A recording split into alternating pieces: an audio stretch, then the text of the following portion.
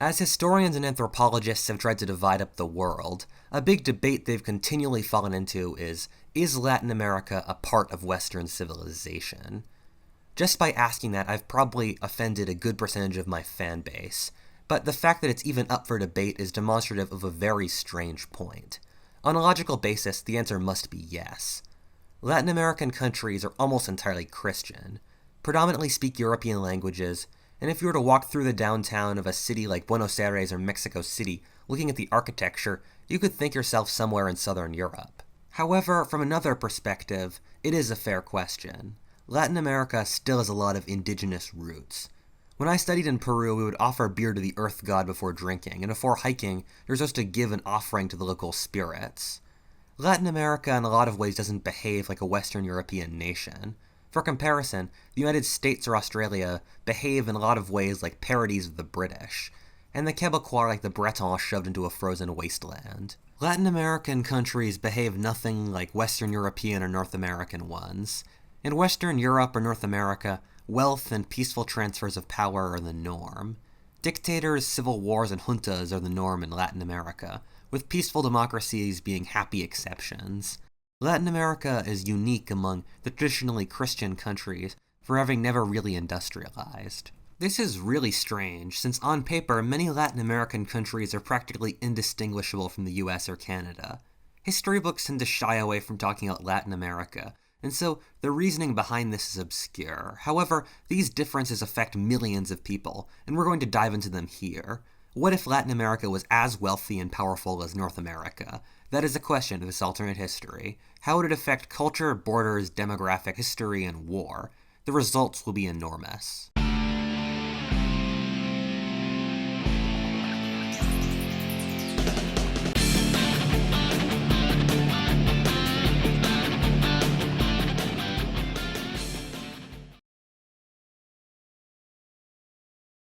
I'm not going to pussyfoot around this, and anyone who's seen a fair amount of this channel already knows what I'm going to say here. Geography, American colonialism, debt, or socialism are not responsible for Latin America's poverty. The Spanish are. To demonstrate this point, we'll look at two different countries that, if you don't look too hard, are pretty similar. America and Argentina. Both are majority white Christian settler societies living in the temperate zone. Their histories even sort of mirror each other in weird ways, with wars of independence against the British, huge immigration, and civil wars fought over states' rights. Both countries were very wealthy before World War I, and Argentina was seen as the next upcoming great economy. However, America became the superpower while Argentina fell into crisis and dictatorship after crisis and dictatorship. The difference lies in the Spanish and British forms of colonialism. Much as it pains me to, I'm going to try to keep this as short as possible, and so I apologize in advance to my Latin American fans for horribly mutilating your beautiful histories for the sake of time. The British form of colonialism was very hands-off. The colonists were trash the central government didn't want. The British didn't tax them, they ran themselves, and the American Revolution was caused by the British trying to impose even minimal levels of control and taxes on them. America was allowed to do what it wanted, whether politically or economically, in its formative national childhood. The Spanish did the exact opposite. In Peru and Mexico, the Spanish found hugely advanced native civilizations that were fabulously wealthy. The Spanish colonizers enslaved these native populations and developed a complex racial caste system. These became models for all Spanish colonies, since every Spanish adventurer wanted to be as successful as the guys who conquered Peru and Mexico. The Spanish government secured the wealth from these regions in a highly controlling and bureaucratic manner. Monopolies based in Spain were given predominance, with the native economies not allowed to build themselves up. The native leadership wasn't allowed to flourish either, with governors imported from Spain controlling most power. The native-born white or Creole elite competed by gaining meaningless titles and throwing public events. The Spanish purposely discouraged connections between the different colonies so they would all be independently dependent on Spain itself. Land was concentrated in a few tiny hands, with a dozen or so families controlling most of the countries involved, with the vast majority of the populations being landless tenants. The Inquisition banned books that did not strictly follow Spanish Catholic orthodoxy. Similarly, literacy was actively suppressed outside of the upper classes. When these regions gained independence from Spain, they lacked independent leadership, and so went from dictatorship to dictatorship and from recession to recession. All of these reasons combined were what resulted in Latin America's poverty. But how could we have changed them? There are two arguments as to why Britain and Spain had such different colonial strategies. The unjudgmental one is that the Spanish invaded regions with very different demographics and geographies, and that's what pushed them in their colonial ways. The judgmental argument is that the inherent structures of English and Spanish society informed their colonial styles. As always, I'm going to be judgmental here. In this timeline in the Middle Ages, when the Castilian monarchy reconquers the Iberian Peninsula from the Muslims, they don't prioritize parceling out the land to the North Spanish rancher nobility, and thus destroying the local Muslim peasants. Instead, the Spanish let the local Muslim peasants be, gradually converting them to Christianity. The advanced and developed pre-existing Muslim economy never degenerates. The peasantry is better able to deal with the cities, creating stronger markets and the vast, depopulated ranches that occupied much of central Spain in our world. Before Columbus, Spain was in many ways an economic colony of northern Europe, especially the Low Countries. Nearly all their manufactured goods came from northern Europe. This created a deeply hierarchical society, more so than the rest of Western Europe, with a tiny nobility and a massive dispossessed peasantry. Merchants are the main thing that gets in the way of absolute monarchies and aristocracies, since the merchants are really in favor of stability so they can do their business. They don't want the personality of blank powerful leader to get in the way of their trading. Without a strong merchant base, Spain remained an absolute monarchy with a very powerful nobility. An example of this working was the Eastern Spanish Kingdom of Aragon, which encouraged trade and manufacturing. At the time of unification in 1469, Aragon had a developed economy and a parliamentary system. The later massive influx of American gold into Castile destroyed both of these. With all these shifts, Spain would become a fully capitalist society. The nobility are weakened by the bankers. The Spanish king has to actually pay attention to the Spanish parliament or Cortes. Also, with a moderate position against the native Muslim farmers of southern Spain, the Spanish church would be more tolerant. Spain would keep its highly productive Jewish population, and it would at least tolerate its Muslim one, similar to the Ottoman Empire of the same era. So, I've basically changed this timeline so that Spain has the economy of France and less likely England's parliamentary system. Look, kids, we've just made Spain a superpower. Okay, now time to slay the dragon of this video, going through 500 years of Latin American civilization over a continent and a half and describing how it would develop differently if its ancestor culture had gone through a different medieval economic system.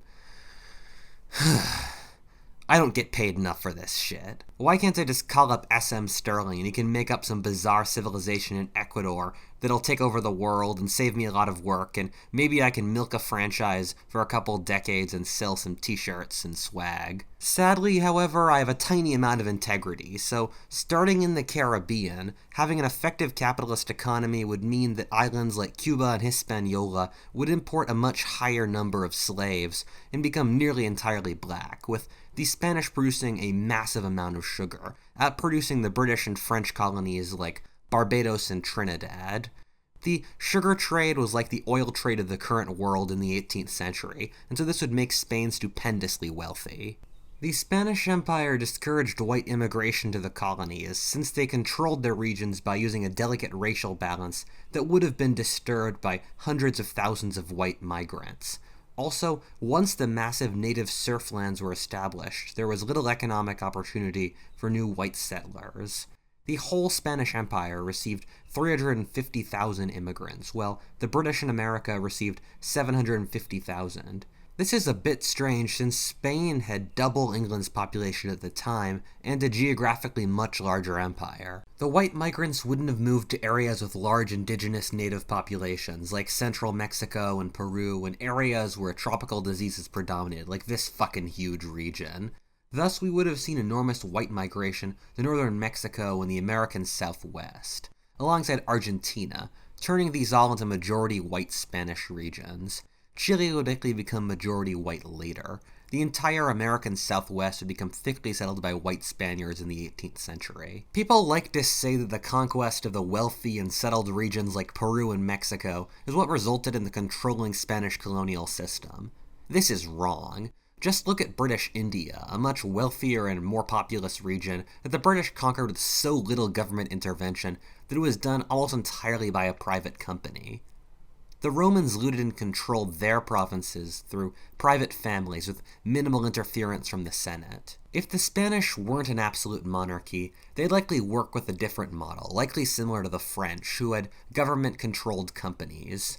Similarly, with the King of Spain so far away, having the local Creole white elite populations manage themselves makes much more sense. I'm not going to beat around the bush here. Every European colonizer was really mean to non-white populations. This would still happen in this timeline. The Spanish were actually ahead of the curve in a lot of different ways, since the church protected the natives from the European landlords and colonizers, which is more credit that you can give any of the Protestant powers. In this timeline, rather than becoming a hereditary feudal caste, the colonizers would have to compete in a market system in which they would have to maximize their profits or their lands would be bought up. Without a hierarchical patronage-based system, New Spain's intellectual life would be light years ahead of what it was in our timeline. They might push the native populations harder on the farms, but with a capitalist export economy, the cities would develop faster, and the native populations would migrate to said cities and be able to weaken the racial caste system. With the natives such a huge percentage of the population in a lot of areas, and most people a mix of many races, a caste system could not be maintained. If this timeline affects Latin America a lot, it also affects Spain to an enormous degree. Spain is now one of the wealthiest nations in Europe and has a rich intellectual life. In our timeline, Spain waged a huge number of wars to take over Europe. With even more money, it's easy to think that some of these wars would have succeeded. This would be wrong. Partially since the way the European balance of power works is that the bigger you get, the more enemies you have. This era of history was also really biased towards the defender, due to fortifications. Also, if Spain was a balanced monarchy, the merchant classes in cities would in no way approve of the permanent state of war that Spain was waging mostly for the king's ego's benefit. With its much greater economic power, Spain, however, would be much better able to stabilize its current borders of its empire. Italy would be woven into dependence on Spain, becoming practically part of Spain itself. Centuries of Spanish rule would never have impoverished much of Italy, which in turn would become one of the leading European countries.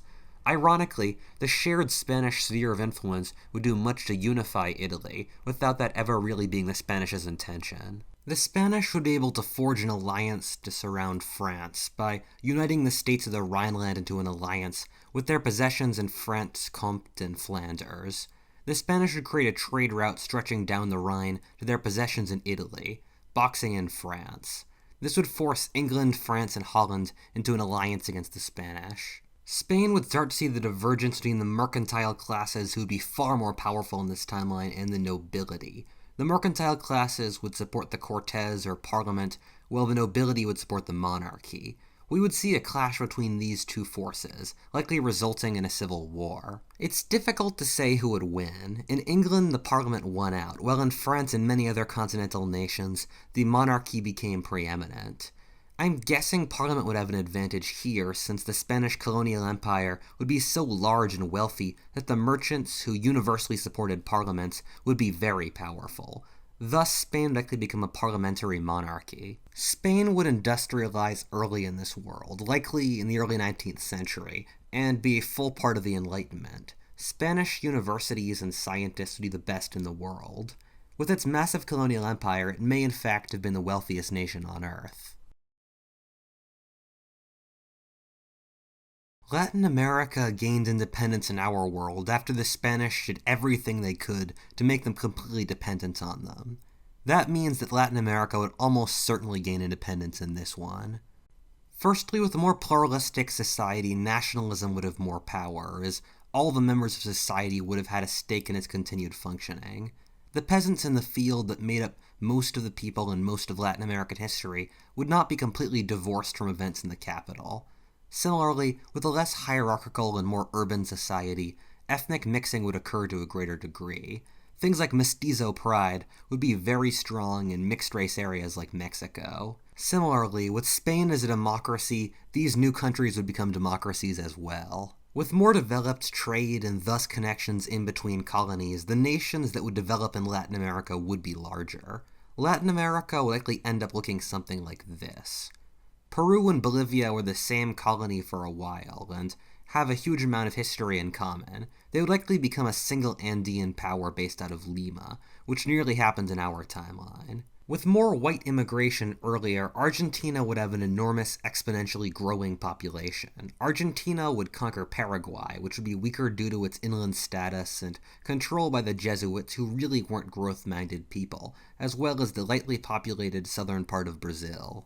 With more naval trade, Central America would be tied together as a water-based confederacy, with Panama as its capital.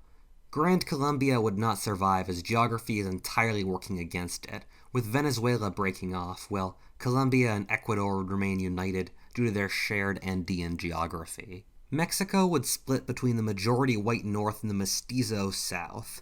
These two have a desert splitting them apart, and with both highly proud of their ethnic identities, would declare independence from the other. Latin America would industrialize, but with different regions at different paces due to enormous differences in culture and geography. Panama is the boundary between North and South America, and the Pacific and the Atlantic would become the biggest city in the Western Hemisphere. Each of these countries would have enormous economies, on par with European nations, with the most powerful likely being the Mexicos, and with Argentina being the titan due to its geography. An economic history of Latin America would be exhausting, but to cut to the chase, practically every country in Latin America has some valuable resource that, if managed well, could make them wealthy. Venezuela has oil, Colombia coffee, Argentina wheat and cattle, Chile copper, etc. The big exception to all of this would be the Caribbean, which the Spanish were able to hold on to with their navy. The Caribbean would have a much stronger emphasis on slave agriculture and sugar than it did in our timeline, both of which did not do well in the next few centuries.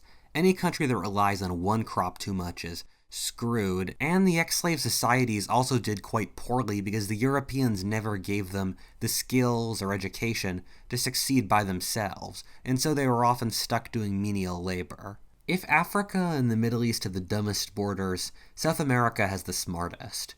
Each Spanish colony was like a self-contained kingdom, with the capital based around a fertile heartlands and with the edges normally being some uninhabitable region like desert, jungle, or mountain. This is why South America is the most peaceful continent after Oceania and Antarctica. There are no fertile heartlands to fight over, with the exception of the Rio de la Plata.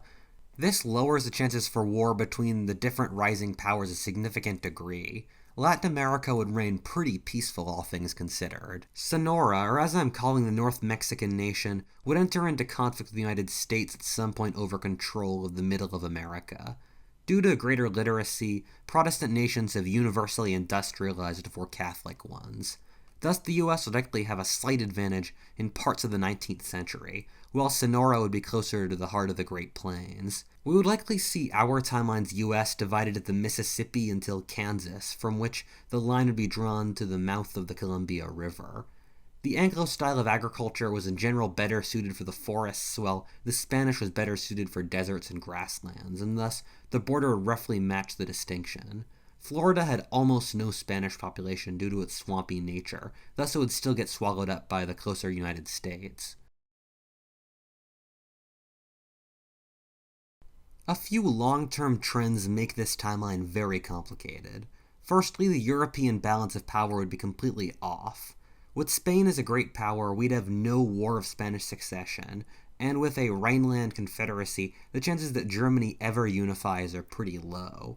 Similarly, if Italy unites earlier, remains wealthy and thus industrialized, and then gains independence, it would be a great power. We could have seen Italy become the dominant power of the Eastern Mediterranean, seizing the Balkans and dismantling the Ottoman Empire. Spain would be one of the biggest players in the scramble for Africa, with Spain being a wealthy expansionistic power and being next to Africa itself. The US would be a poorer country. The US in our timeline is unable to benefit from being an enormous agricultural and industrial exporter, becoming the wealthiest nation on Earth from it. due to communism driving Russia out of the competition and corruption driving Latin America out. However, with Latin America becoming a competitor on both fronts, America never would have gained such a hegemony. America would never have become a world power, with likely several Latin American nations as competitors. This would be great for the old world powers. With so many new world powers competing with each other, the dominant world force would not be American. None of these American nations would be able to project power into the old world, and so old world powers like Russia, Spain, Japan, China, or the French would likely predominate inside Eurasia. There would likely be some sort of great power competition inside Latin America. Whenever people get money, they use it to gain power. I just don't know what form it would take. Would all the neighboring nations ally against Argentina? Would the two Mexicos be allies or deadly rivals? Would the Spanish-speaking nations ally together to further Hispanophone goals around the world? Those are questions for an alternate historian smarter than I. Whatifalthist, and thank you for watching. If you enjoyed that timeline, please like, comment, subscribe, and stay tuned for future videos. Or alternatively, check out Buddy Panda, a new counterfactual YouTube channel that deals with questions like what if the Earth actually was flat. As always, thank you for watching and have a great day.